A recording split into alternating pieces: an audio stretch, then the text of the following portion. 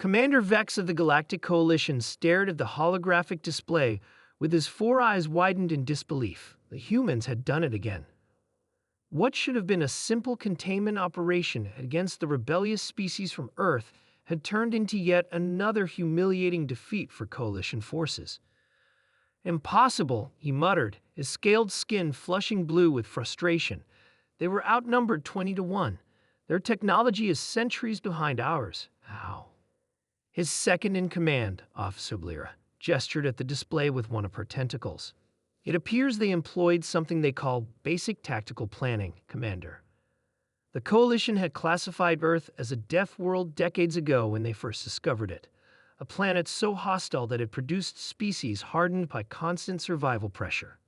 The humans were considered dangerous but manageable. That assessment was proving catastrophically wrong. On the other side of the galaxy, Captain Mark Reynolds of the Human Defense Force wiped sweat from his brow as he surveyed the battlefield. His ragtag group of 300 soldiers had just repelled an attack from 6,000 Coalition troops. "Status report," he called out, his voice steady despite the adrenaline still coursing through his system. Lieutenant Tom stepped forward, clutching a simple tablet. "Minimal casualties, sir. 15 wounded, 3 seriously, no fatalities. The enemy has retreated beyond the mountain range." Reynolds nodded, relief washing over his weathered face. "And the trap worked as planned?" "Perfectly, sir," Tom replied with a grim smile. "They walked right into it." What the Coalition forces had encountered wasn't some advanced alien technology or superhuman abilities. It was simply humans doing what they had done for thousands of years, adapting, planning, and outthinking their opponents. Back at the Coalition Command Center, Vex reviewed the battle footage for the 5th time. "They led our forces into a ravine," Lyra observed, then triggered landslides on both ends to trap them.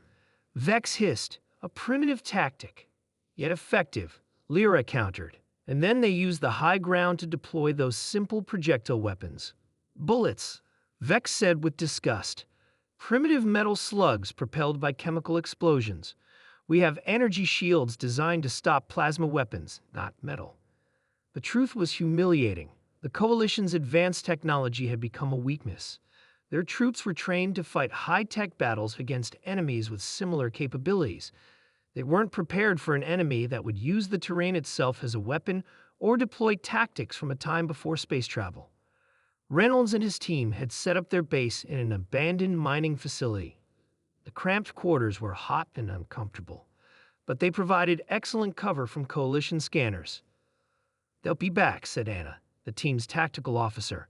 She pointed to a map spread across a makeshift table.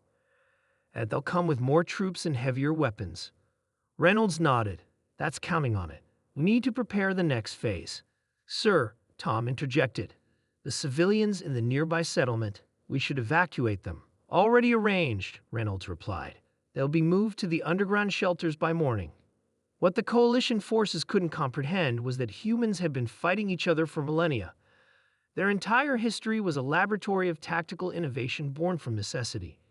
While the Coalition had enjoyed centuries of relative peace, enforced by their technological superiority, humans had been forced to develop methods of warfare that required creativity, adaptability, and ruthless efficiency. The Coalition command ship, the Supreme Commander, had arrived to take personal control of the situation. "This is unacceptable," Supreme Commander Draz boomed. "A race from a backwater death world should not be capable of defeating our elite forces." Vex stood at attention. "With respect, Supreme Commander, we underestimated them. They don't fight according to any recognized doctrine." "Explain," Draz demanded. Lyra activated a holographic display. "The humans employ asymmetric warfare techniques. They'd avoid direct confrontation where our superior numbers and technology would prevail. Instead, they strike at vulnerabilities, then disappear. They use primitive but effective methods that our troops aren't trained to counter." Draz's expression darkened. "Are you suggesting our troops cannot adapt?" "No, Supreme Commander," Vex replied carefully. "But our forces are trained to fight according to the galactic combat protocols. The humans, they have no such limitations. They employ deception, ambushes, and psychological warfare. They use their knowledge of their environment to maximum advantage. On Earth, Reynolds and his team worked through the night. They prepared explosive traps, created false trails, and set up dummy bases to draw coalition attention away from their actual positions. Everything they did relied on tools and techniques that had been part of human warfare for centuries. They think we're primitive, Reynolds told his officers during their briefing. Let's use that assumption against them. They expect us to be predictable, to fight on their terms. We won't. As dawn broke, coalition dropships darkened the sky. This time they had brought an overwhelming force, 50,000 troops, heavy armor, and air support. They're here, Anna whispered. Reynolds nodded. Then let's welcome them properly.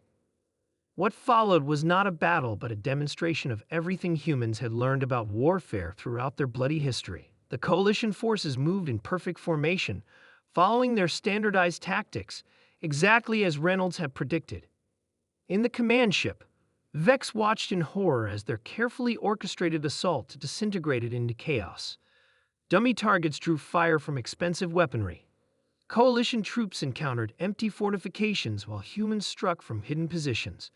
Communications were jammed with simple equipment. Terrain features became death traps.